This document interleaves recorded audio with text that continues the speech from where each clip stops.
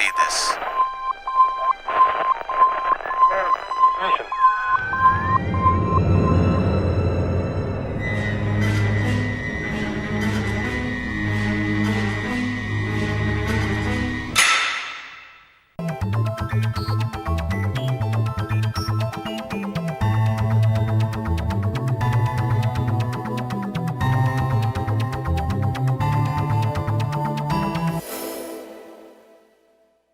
O programa Destaque daqui da FGF TV está recebendo hoje, com muito prazer, o Eduardo Bezerra. O Eduardo Bezerra é um professor, ele lançou um livro muito interessante, chamado Inferno e Céu, Desafio à Inteligência. E ele é o escritor, ele tem outros trabalhos publicados, né? E eu queria que você, para começar esse nosso programa, professor Eduardo, o senhor dissesse como foi que o senhor começou a ter essa ideia de pesquisar um tema tão intrigante, que é um tema sagrado do ponto de vista de pesquisar todos os escritos, né, e transformá-lo em uma nova ideia. Como foi que começou essa sua pesquisa? Professor Jonas Luiz de Icapuí, eu vou dizer que a parte mais importante do seu nome é o Icapuí, porque é a terra que nos une.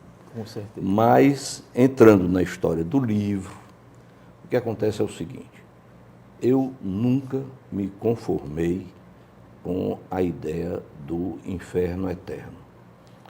A justiça humana, ela faz com que o juiz aplique a pena em proporção ao crime praticado.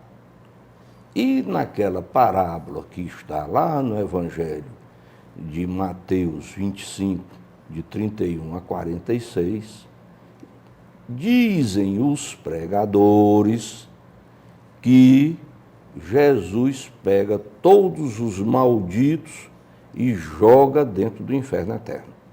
Isso não cabia na minha cabeça.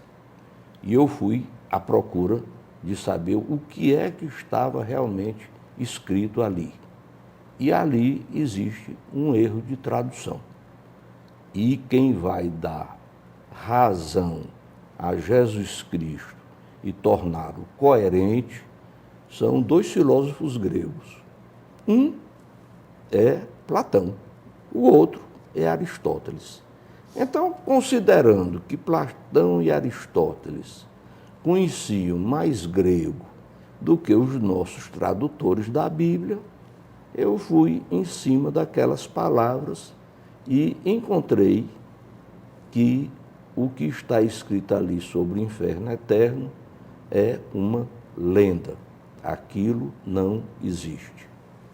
Pois é, eu queria começar a nossa conversa aqui, não sei qual é a sua visão de Deus, mas eu lembro de um livro recente, né, que causou muita polêmica, chamado Deus um Delírio. Eu não sei se você lembra do Richard Dawkins. Ele diz o seguinte, né, que o Deus do Antigo Testamento é o personagem mais desagradável da ficção. Ciumento e com orgulho, controlador mesquinho, injusto e intransigente, genocida étnico e vingativo, sedento de sangue, perseguidor misógino, homofóbico, racista, infanticida. Essa figura, e como é que você vai... Você tem medo dessa figura? As pessoas têm medo de Deus? Bom, essa ideia não é uma ideia nova, porque uma das correntes do cristianismo dos primeiros séculos dizia que havia dois deuses. Um Deus do Antigo Testamento, que era esse Deus vingativo, e havia um Deus do Novo Testamento, que era o Pai divino de Jesus, que advogava o amor aos outros, inclusive aos inimigos. Acontece que, no século III, no Concílio de Nicéia, Constantino, que presidiu o concílio, não foi nenhum bispo que presidiu, foi o imperador. Depois de passar para a religião cristã, né? Exato. Foi ele quem resolveu colocar em ordem aquilo que hoje nós chamamos de cristianismo ainda unido. Depois se separou entre a Igreja Oriental e a Igreja Ocidental, em 1054. Depois houve a segunda separação. A segunda separação que foi da Reforma, em 1519, e aí aqui estamos nós. Mas o que eu acho é que Deus do Novo Testamento e Deus do Antigo Testamento é o mesmo, não é nada disso que nós falamos, porque a identidade dele foi dada a Moisés de uma maneira muito simples. Eu sou quem sou. Ou seja, ele não resolveu dizer coisa nenhuma a respeito de características. Ele disse que simplesmente é. Agora, o que as pessoas escreveram a respeito dele, eu considero uma injustiça, e é por isso que nesse meu livro eu digo que este livro faz justiça a Deus e, segundo, liberta do temor aquelas pessoas que ficam a pensar no inferno eterno para queimar infinitamente. Eu não creio nesse inferno eterno. Mas Deus do Antigo Testamento, depois a gente volta aqui para o Novo Testamento, ele junto com Satanás, os dois juntos, conversando, confabulando, e aquela história de Jó me impressiona sempre, né? Que não tinha nenhum justo e que aí Deus disse que tem justo e que Jó era uma pessoa justa, né? Ele disse que não, porque Jó era um homem bonito, uma família lindíssima, rico, e Deus autoriza que Satanás mate a família, né? E depois volta naquelas 3 vezes, né? Na última ele diz, não, mas você ainda tem muita saúde, né? Acaba até bonito, vai arranjar outra mulher, então bota a doença, e Jó continuou fazendo a mesma coisa.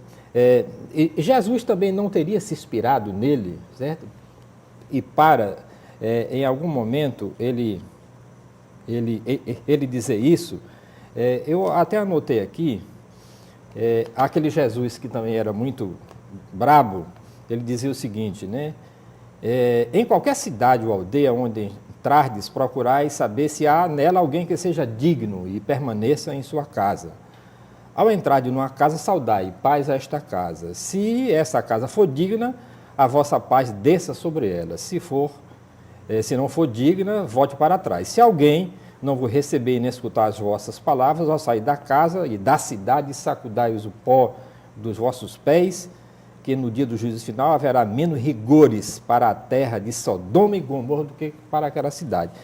Esse Jesus não estava se inspirando naquele Deus que era ciumento e que dizia que as pessoas ou acreditavam nele ou então... E tem alguma coisa errada nessa tradução? Não tem coisa errada nessa tradução, não.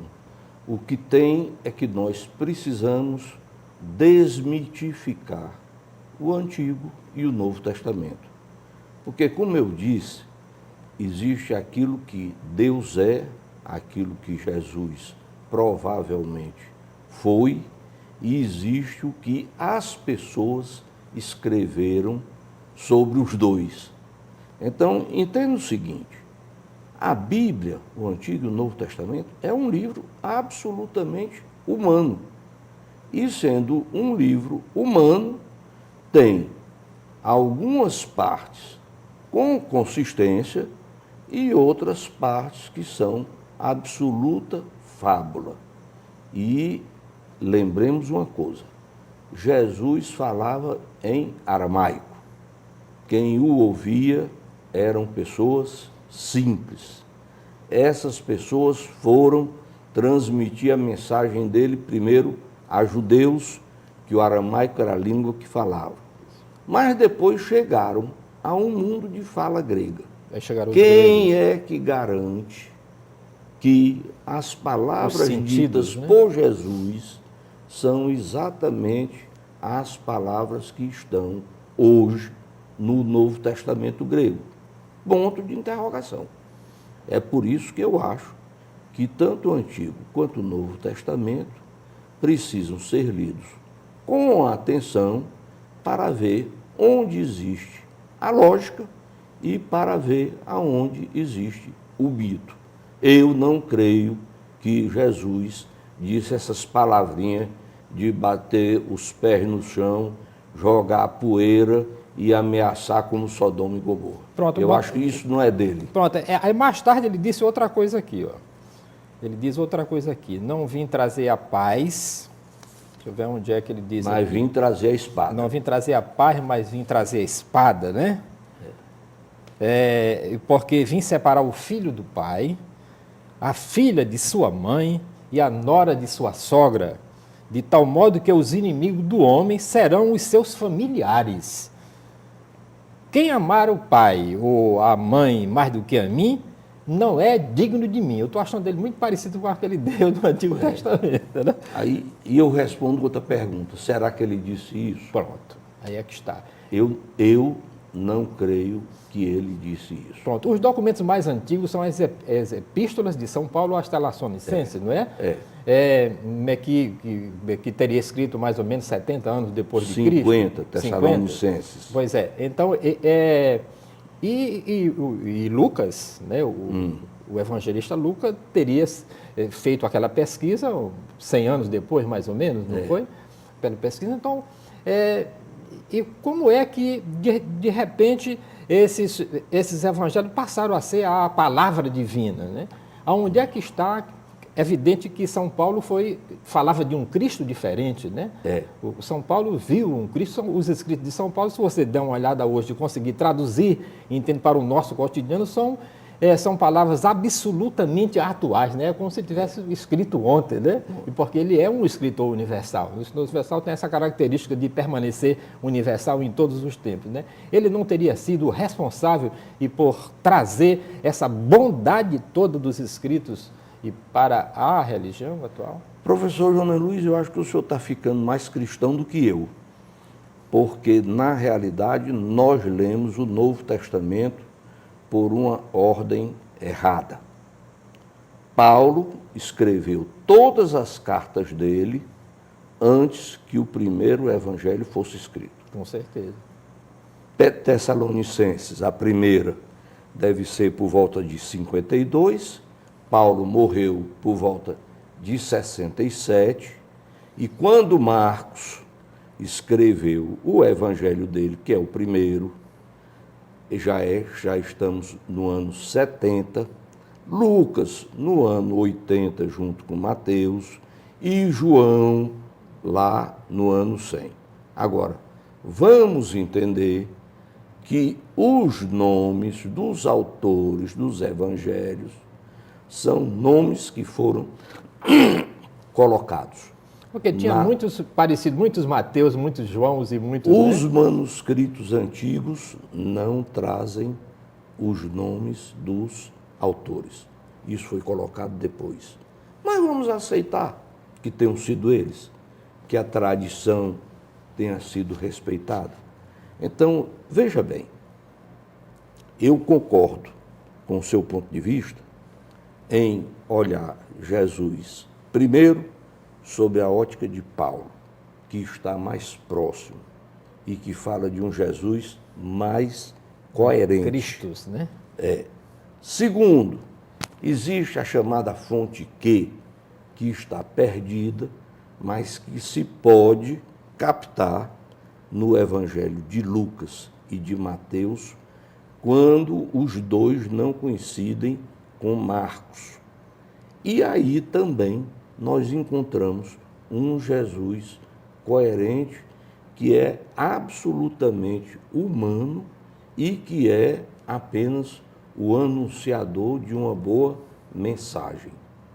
Quando nós entramos nos evangelhos, Marcos primeiro, depois Mateus, depois Lucas, aí começam a aparecer aquelas histórias mais fantasiosas, e quando nós chegamos a João, no ano 100, Jesus já está divinizado. Completamente. Aí é a velha história. Como interpretar isso? Eu deixo a seu cargo. E pronto, aqui.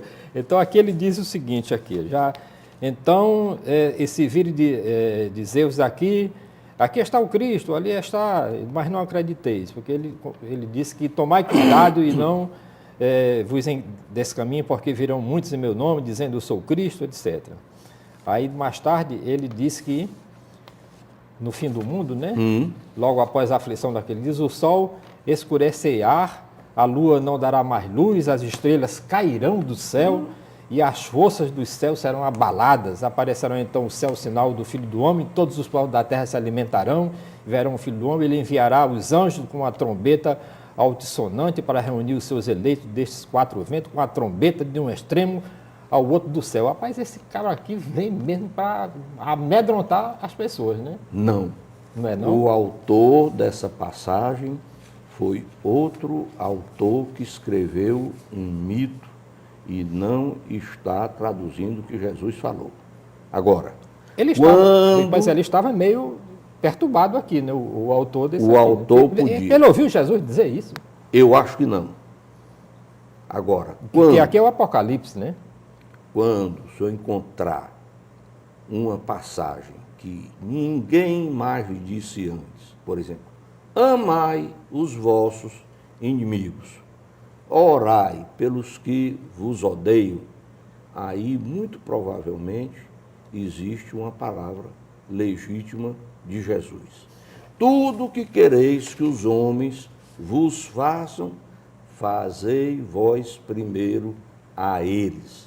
Aí deve estar uma palavra de Jesus. Então, quando ele dizia, ai de vós, escribas e fariseus hipócritas, porque edificais sepulcros aos profetas e adornais os túmulos dos justos, dizendo, se tivesse vivido no tempo de nossos pais, não teríamos sido cúmplices. E tomai cuidado, que ninguém desencaminhe.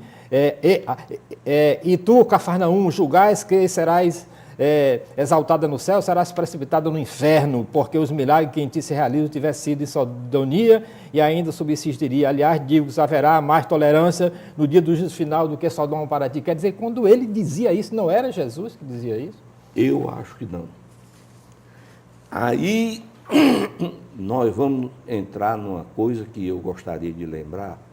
Houve um pastor chamado Joaquim Jeremias, alemão, que saiu à procura do que teriam sido as palavras verdadeiramente pronunciadas por Jesus.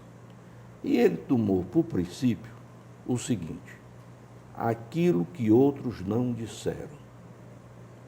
Então ele saiu à procura e encontrou passagens com todas as características de serem de Jesus nos evangelhos apócrifos, que a igreja relegou para o lado de fora. Daqueles 360 entendeu? que tinham. Né? E a palavra de Jesus estava lá, bem clara. E encontrou muita fantasia construída em cima das palavras legítimas de Jesus. Nesse trecho que foi lido agora, eu acredito, mas eu não sou nem pastor, nem padre, sou cristão sem adjetivo qualificativo, eu acredito que tem alguma coisa de Jesus e muita coisa da cabeça do escritor, mas que não é de Jesus. O senhor acredita que Jesus tenha existido? Porque se você levar em consideração os historiadores, eu lembro muito bem daquele livro do seu Antônio, que só tem ele, né, escrito sobre os 12 Césares, tem 2010 anos, né? Ele era o colunista social da época, o fofoqueiro, mas ele não diz uma só palavra de Jesus. E você não encontra em nenhum outro escrito histórico nenhuma palavra de Jesus, como é que os historiadores da época, e quando Jesus morreu numa sexta-feira, aonde, entendes, o mar virou azeite, mortos ressuscitaram, o céu ficou escuro, ninguém viu nada disso, ninguém tombou nada disso. E quando o escritor disse que Jesus subiu ao céu na presença dos 70 discípulos, né? Como se fosse em câmara lenta, e que ele vai voltar também assim, entende? Isso não existe muito uma fantasia, as pessoas estão acreditando muito nisso. Aí queria trazer aqui para o seu livro de que forma você consegue colocar isso para as pessoas começarem a ler os evangelhos e os livros sagrados sob um outro prisma. Bom, eu acredito na verdade de Jesus. Que ele tem existido. Que ele tem existido. E eu me considero cristão porque acredito nisso. Agora, Jesus não é para ser visto em função desses registros. O que eu costumo dizer é que o nada não cria coisa alguma.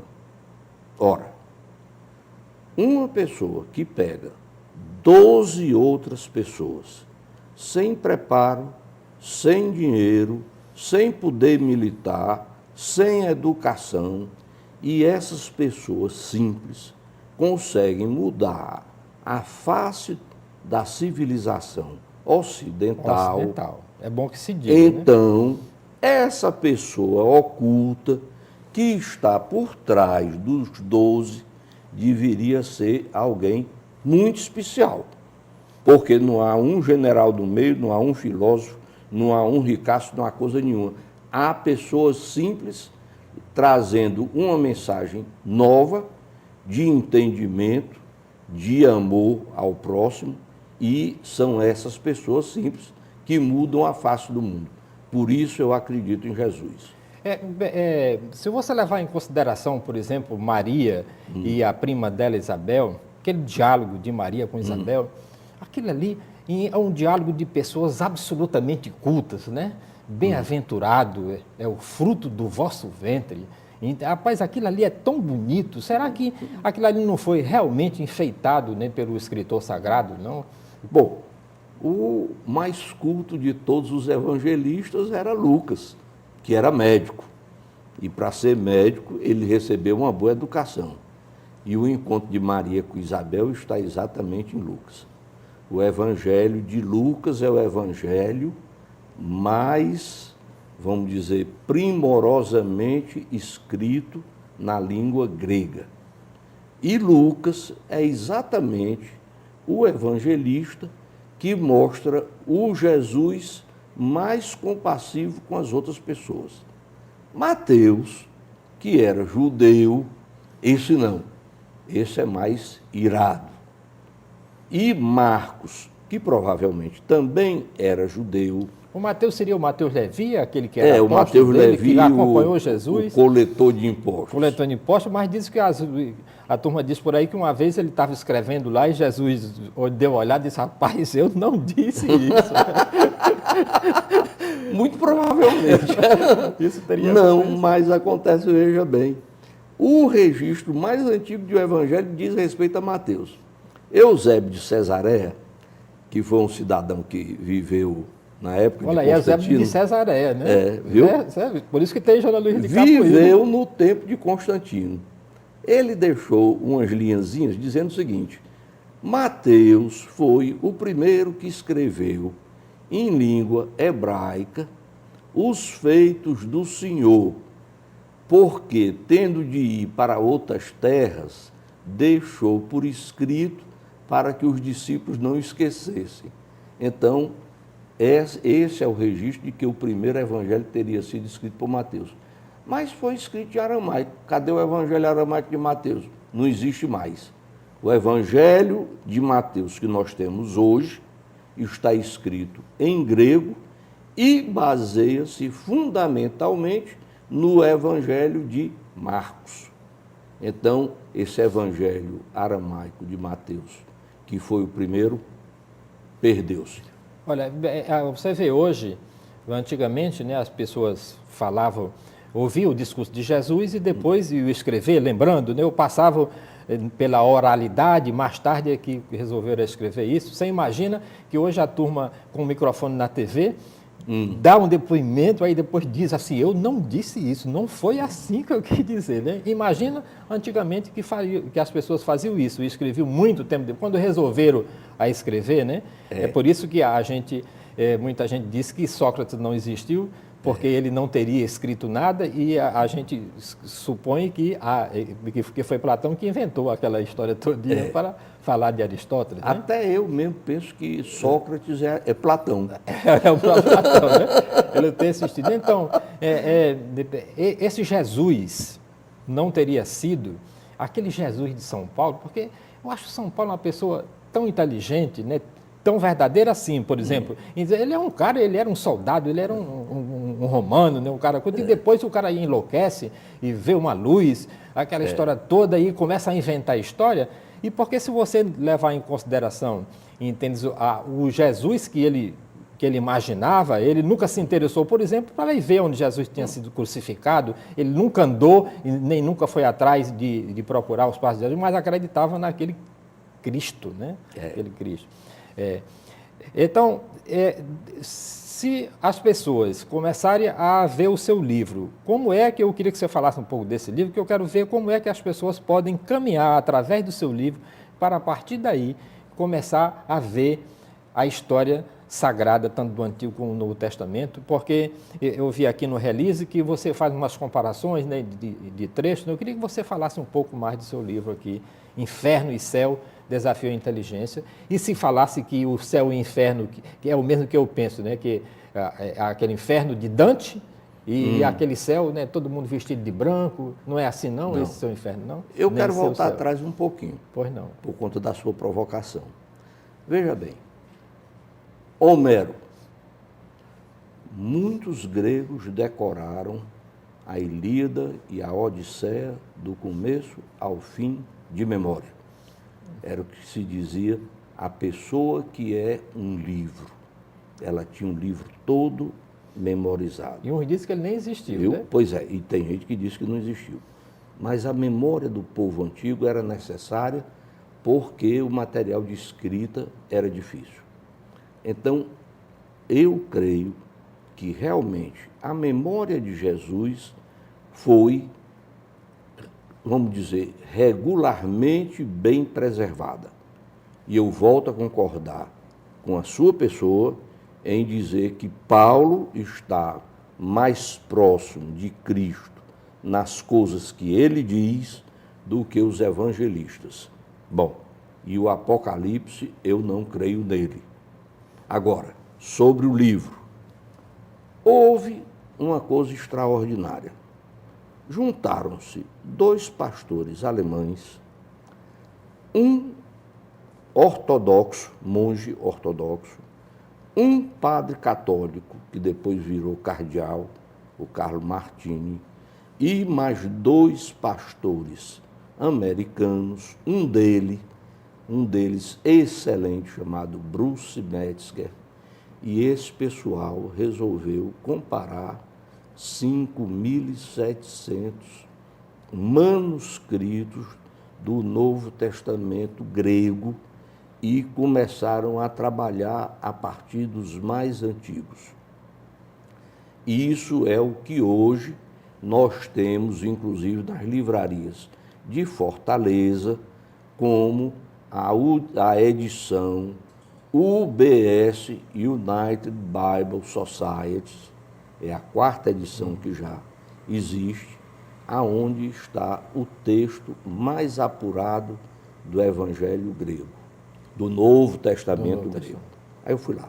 Mas, sobre o inferno e céu, está lá em Mateus que Jesus reúne o pessoal, separa as ovelhas dos cabritos, as ovelhas diz: vinde, bendito do meu Pai, para o reino que está preparado, e para os malditos. Eu estou incluído entre eles, outro lado. Eu acho eu também. E para os malditos, ele diz: ide para Colassim Eônios. Essa palavra, Colassim, K-O-L-A-S-I-N, o filósofo Aristóteles, no seu livro Retórica, capítulo 10, número 17, seção 6, diz: Colassim se aplica em benefício da pessoa que sofre. Então, o Colassim era aquele castigo que se dava como forma de educação. Eu fui educado com castigo. Não era como punição, era um castigo corretivo. E Platão, no diálogo Timeu, no capítulo 37, letra C, ele fala da criação do céu e diz que existia uma eternidade, a eternidade dos deuses, que ele coloca o adjetivo Aidios, A-I-D-I-O-S, e que o Demiurgo, o Criador, resolveu criar uma imagem dessa eternidade, mas não era possível fazê-la igual. Então, essa imagem da eternidade, o adjetivo que aparece é êonios, e esse êonios Platão diz, era uma realidade movente que se movia de acordo com a lei do número e nela está contido o tempo. Então, êonios do castigo de Mateus é temporal, não é eterno e infinito. Isso é o que eu quero deixar bem claro. E pode ser até que a gente escape aí, né, professor? Olha, infelizmente... Agora eu vou... Pois é, mas infelizmente nosso tempo aqui, ó, um papo desse a gente leva 3 dias conversando, né? Está chegando ao fim e o senhor tem 1 minuto para as suas considerações finais. As considerações finais é que nós dois iremos para o céu, já que o inferno tem fim e nós não fazemos parte dos malditos, nós fazemos parte dos benditos e vamos para junto de Deus. Pronto. Tá certo? Tá Muitíssimo certo. Obrigado aqui pela sua presença aqui no programa Destaque, que volta na próxima semana com outro destaque aqui pela FGF TV, o seu canal universitário de Fortaleza. Muitíssimo obrigado pela sua audiência.